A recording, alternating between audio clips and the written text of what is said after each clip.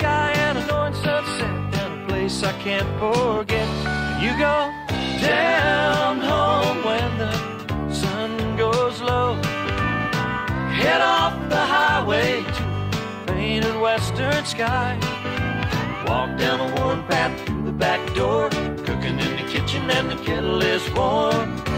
Then you sit down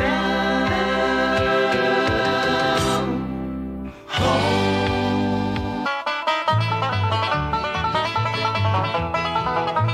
Welcome to Great Chefs of the West, a video symposium of regional cookery offered by chefs of the West and Southwest. This time, a special edition from the state of Texas, barbecue and wild game.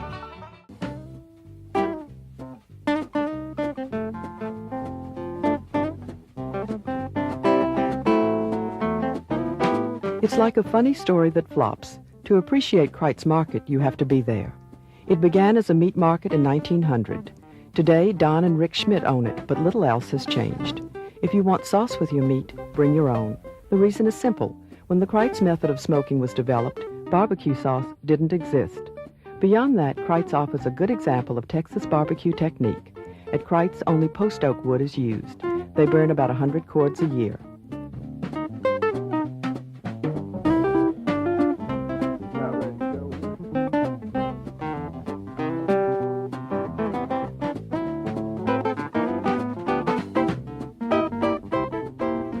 It's started about 6 a.m. with kindling and some hot coals saved from the day before.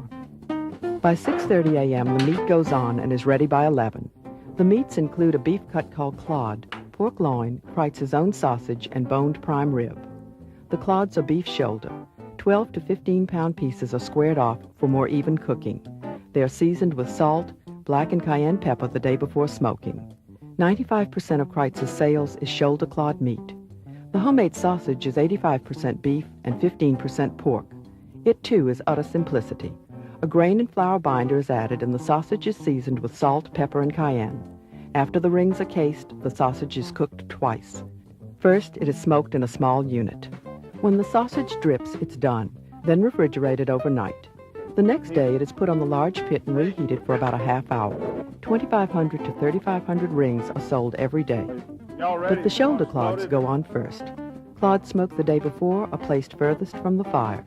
The cooking is done over indirect heat. The smoke and heat are drawn across the meat by ventilation. The heat of the grill nearest the fire can get as high as 600 degrees.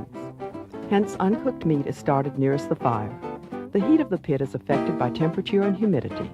Rick Schmidt says that he only uses a thermometer in the pit when magazine writers or TV people come around. Usually, he gauges the temperature by the color and the sound of the flame. These clods take about anywhere from 4 to 5 hours to cook, so we put them on early.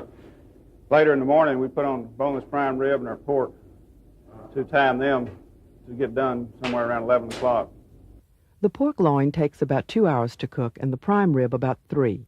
Beef purists may be floored at the idea of smoking prime rib, but the finished product is delicious. Temperature control is achieved by moving the meat. The heat from the fire is constant.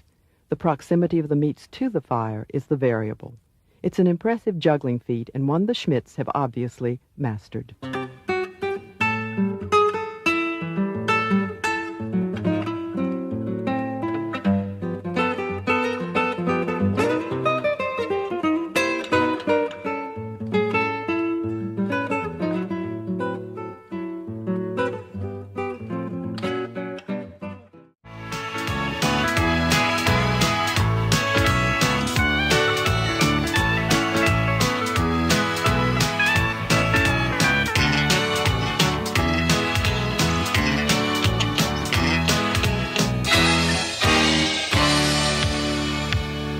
There's a road headed to the west, and it's calling me back again. There's a pale blue sky and a northern sunset, and a place I can't forget. You go down home when the sun goes low. Head off the highway to a painted western sky. Walk down a worn path through the back door, cooking in the kitchen and the kettle is warm. Then you sit down